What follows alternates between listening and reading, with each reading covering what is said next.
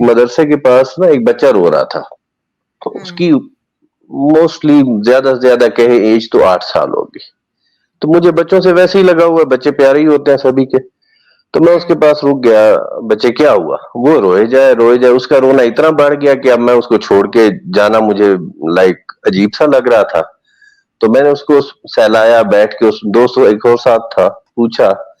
تو الٹیمیٹلی اس نے کافی دیر بعد بتایا کہ وہ جو جس مدرسے میں رہتا تھا نا، وہ مولوی اس کے ساتھ زیادتی کر رہا تھا. تو مطلب تب چڑھ گیا، جوان خون تھے، تو رولا رپا ڈال دیا. میں نے اس بچے کو گاڑی میں لیا اور تھانے لے گیا، خود ہی اپلیکیشن لکھ دی، اور وصل رسوخ ہونے کی وجہ سے اس نے فوری کاروائی کر دی، اس بندے کو اٹھوا لیا، وہ جو وہاں کا مدرس تھا، مفتی تھا.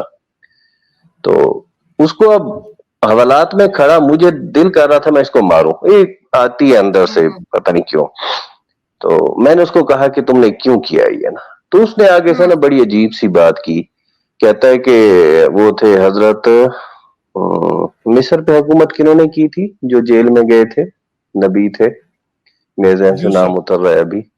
ہاں کہتے ہیں الزام تو حضرت، ہاں بالکل بالکل حاجی بھائی، کہتے ہیں الزام تو حضرت یوسف علیہ السلام پہ بھی لگے تھے. تو وہ حوالات میں کچھ اور بھی تھے جو میرے جاننے والے تھے. اب میں تو حوالات میں گھسنے سے رہا، مجھے غصہ چڑھ گیا. ویسے میں نے کہا اس کو پھینٹو نا، انہوں نے خیر اس کو وہیں پھینٹا لگا دیا حوالات کے اندر ہی، چنگا بھلا ہی. اب وہ 2 مہینے بعد ضمانت پہ باہر آ گیا.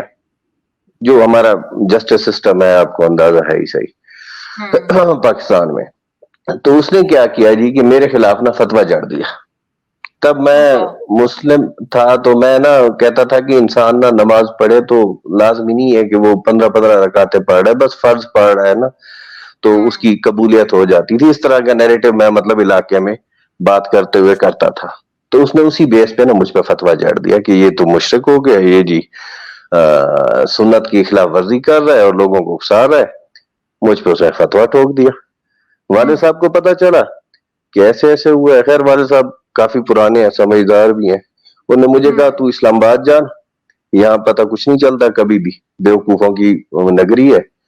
اور پٹواری کو بلا کے بولا کہ یہ جانا مدرسے کے آس پاس جریب، ہم تو بولتے ہیں اپنی زبان میں کہ پیمائش کر، اور وہ پوچھے کہ نا مشترکہ کھاتا چل رہا تھا جہاں ان کا مدرسہ تھا، ساتھ ہماری لینڈ تھی نا.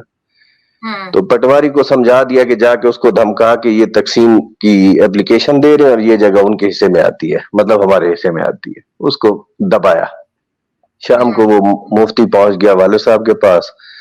تو اس نے کہا کہ ایسے ایسے پٹواری آیا تھا، مدرسہ ہے یہاں ہم تعلیم دیتے ہیں، جو بھی باتیں ہیں. والد صاحب نے کہا جو بغیرتی تم نے کیا نا میرے بیٹے پہ فتویٰ جاڑ کے، کہتے نہیں وہ تو غلط فہمی کی بنیاد پہ ہو گیا تھا، تو میں نے پھر شہادتیں لی ہیں تو وہ میں واپس بھی لے رہا ہوں. اور اگلی جمعے کی نماز میں اس نے کیا کرامات بتا دی میرے والد صاحب کی اور میری بھی. تو یہ تو ان کی حیثیت ہے دراصل مذہبی لوگوں کی. کرپٹ بھی ہے، ایک نمبر کے بزدل ہیں، کرپٹ ہے. یہ جب جتھے کی صورت اختیار کر لیتے ہیں نا تو وہ موب کی کوئی سائیکی نہیں ہوتی. اس وقت مطلب یہ طاقتور فیل کر لیتے ہیں. تو سرور بھائی جو تھے چشتی صاحب، وہ ایسے بات کر رہے تھے تو وہاں سے خیال آیا کہ مذہبی لوگ جو ہے نا یہ میرے حساب سے تو انسان کہلانے کے لائق ہی نہیں ہے. سچی بات تو یہ ہے، یہ بیوقوف بناتے ہیں. یہ بیوقوف ہے نہیں، اتنا تو سمجھ میں آتا ہے. جو کام یہ خود کرتے ہیں دوسروں کو اس سے منع کرتے ہیں. مطلب خود لبرٹی انجوائے کر رہے ہیں، سیکس کر رہے ہیں، جھوٹ بول رہے ہیں، پیسہ کھا رہے ہیں، خود لبرٹی انجوائے کر رہے ہیں. مطلب یہ وہ اس ڈھکوسلے میں نہیں ہے جو لوگوں کو دے رہے ہیں.